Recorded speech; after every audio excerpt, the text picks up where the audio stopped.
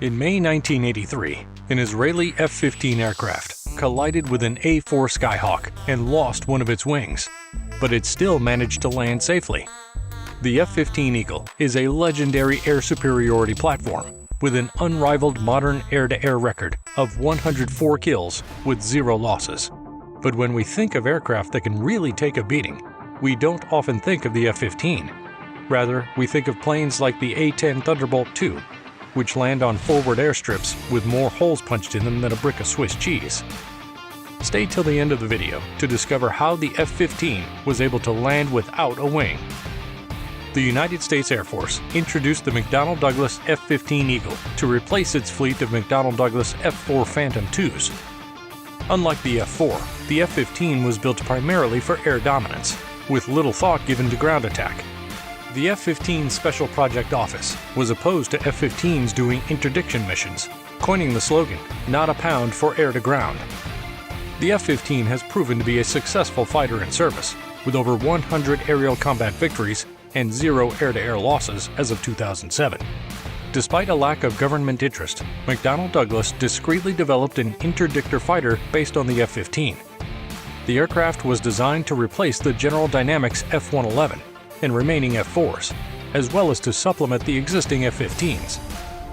In 1978, the United States Air Force launched the Tactical All-Weather Requirement Study, which looked into McDonnell Douglas's proposal as well as alternative options like buying more F-111s. The F-15E was recommended as the USAF's future strike platform in the research. In 1979, McDonnell Douglas and Hughes began working together on the air-to-ground capabilities of the F-15E.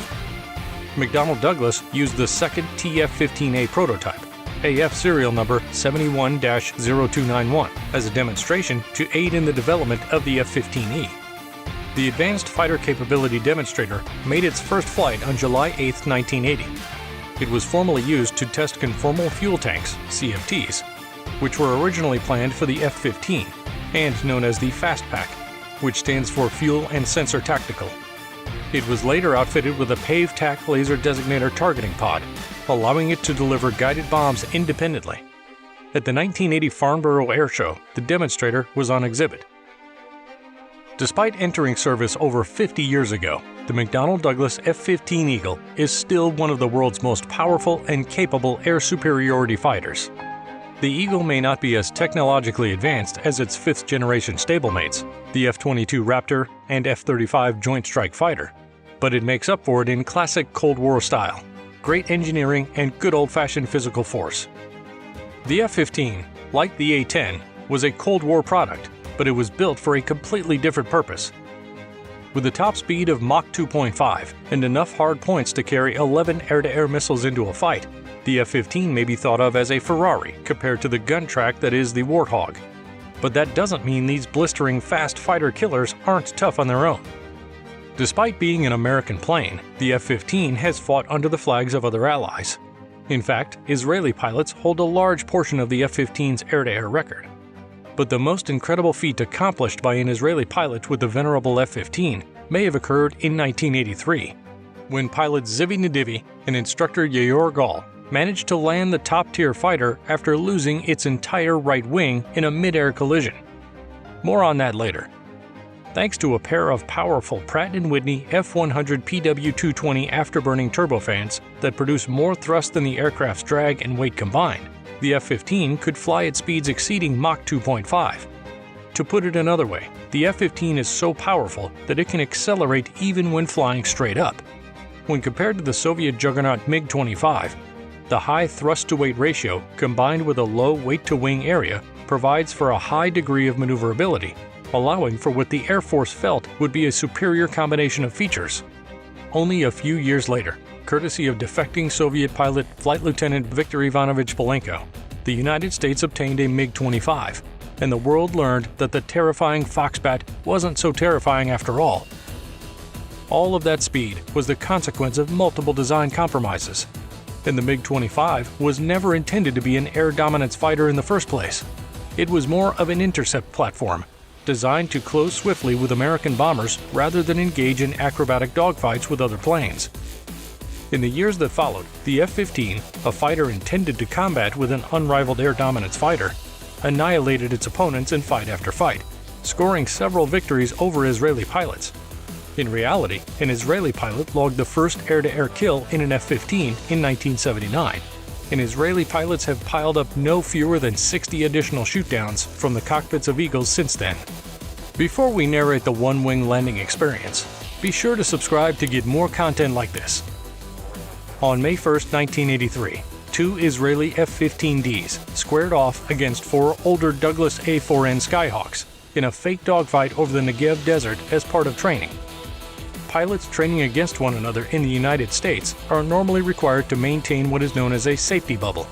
A 500-foot or more bubble is maintained around each aircraft in order to avoid collisions during the high-speed maneuvering inherent to dogfighting, or as pilots prefer to call it, executing basic fighter maneuvering, or BFM.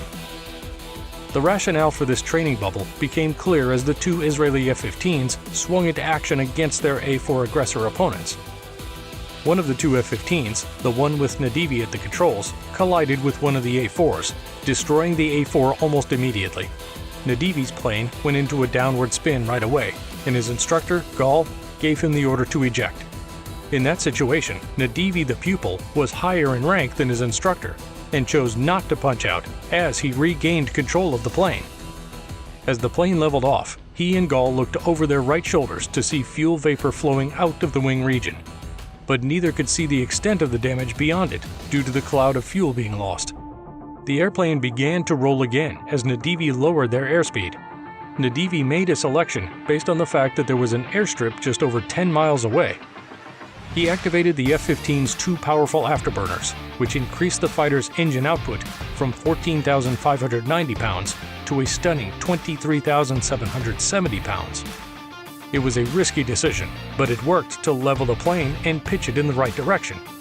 Despite fuel flowing out the wing and the twin Pratt & Whitney F-100 PW220 engines emptying the rest into the burn, what Nadivi and Gal didn't realize was that their mid-air collision with the Skyhawk had ripped the entire right wing of their F-15 off the fuselage just 2 feet from its base. The 2 men were attempting the impossible. They were flying in a fighter jet with only 1 wing, and little more than vapor remained in the fuel lines. Nadivi had to maintain a high airspeed to keep the plane steady, which made landing difficult. The recommended airspeed for landing an F-15 was roughly 130 knots, or slightly shy of 150 miles per hour, according to Nadivi, but they were actually flying at 260 knots as he lowered his tail and brought the F-15 down to the tarmac, right around 300 miles per hour. The tailhook that Nadivi had hoped would slow their landing was pulled off the plane almost immediately, and for a brief moment, it appeared that their remarkable flight had been for nothing as the barricades at the end of the airport approached. The F-15 came to a halt with only approximately 10 meters to go before colliding. According to Nadivi, it wasn't until he turned to shake hands with his instructor Gal that he saw the true degree of the harm. For the last 10 miles of their journey, the aircraft's right wing had been missing. Even though McDonnell Douglas was well aware that their F-15 Eagle was an extremely capable platform, they were reluctant to believe that Israeli pilots had managed to fly one without a wing. Some have even reported the firm as declaring that such a feat was impossible, until they saw an image of the plane flying, just how the Israelis described it, flying on little more than a single wing, and a whole lot of courage. Tell us what you think about this incredible occurrence in the comment section. Also, check out our video on Boeing's secret stealth fighter leaked.